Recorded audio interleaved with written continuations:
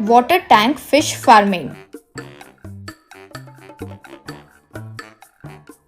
एक समय की बात थी जब प्रभाकर नाम का एक व्यक्ति हाँ मछली भाई मछली, आओ माँ आओ, मछली भाई मछली, ताजा ताजा मछली। यूं कहते हुए मछली बेचता था। एक बार एक बूढ़ी औरत प्रभाकर के पास आकर, बेटा मछली कितने की है? आओ दादी, मेरे पास टूना फिश, अपोलो फिश, ऐसे कई प्रकार के मछलियाँ हैं। आपको कौन सी चाहिए दादी?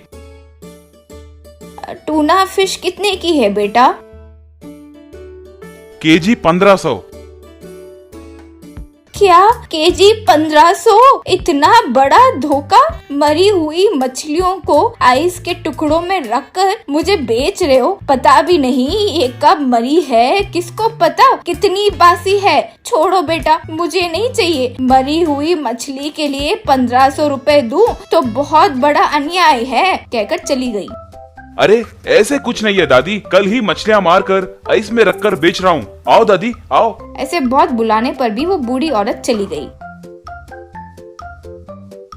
वो बातें सुनकर एक बगल में खड़ा कस्टमर, सच ही तो है ना भाई जो वो दादी ने कहा, मरी हुई मछली के लिए इतना दाम क्यों? ऊपर से पता नहीं कितने दिन पहले मरी है, फ्रेश है यूं कह तो रहे हो, लेकिन हमने देखा थोड़ी है। ऊपर से आजकल फ्रेश दिखने के लिए रंग भी डालते हो सुना है, मुझे भी नहीं चाहिए, कहकर उस दुकान से चले गया।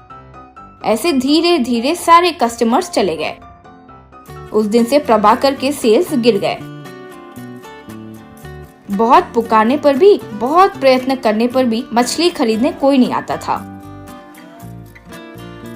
एक दिन घर पर प्रभाकर व्यापार को फिर से कैसे संभालना होगा यूं सोच रहा था, तब उसकी बेटी ज्योति आकर, पिताजी स्कूल में स्विमिंग कंपटीशन हुआ, तब मैं जीती तो मुझे ये बहुमान मिला है, देखो, कहते हुए एक्वेरियम को दिखाई।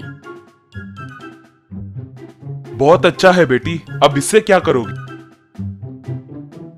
मछलियों को पालूंगी पिताजी। वो बातें सुनकर प्रभाकर को एक आइडिया मिला। क्यों ना मैं लाइव फिशेस को रखकर बेचूं? यूं सोचकर अपने शॉप के आगे कुछ छोटे डब्बों को रखकर उसमें मछलियों को पालना शुरू किया। कुछ दिन बाद वे मछलियां उस डब्बे में ही बड़ी हुई। प्रभाकर तब अगले दिन से, आओ भाई आओ, लाइव फिशेस, धोखा नहीं, झूठ नहीं, आपके आगे ही मछलियों को बेचेंगे, यूं पुकारने लगा।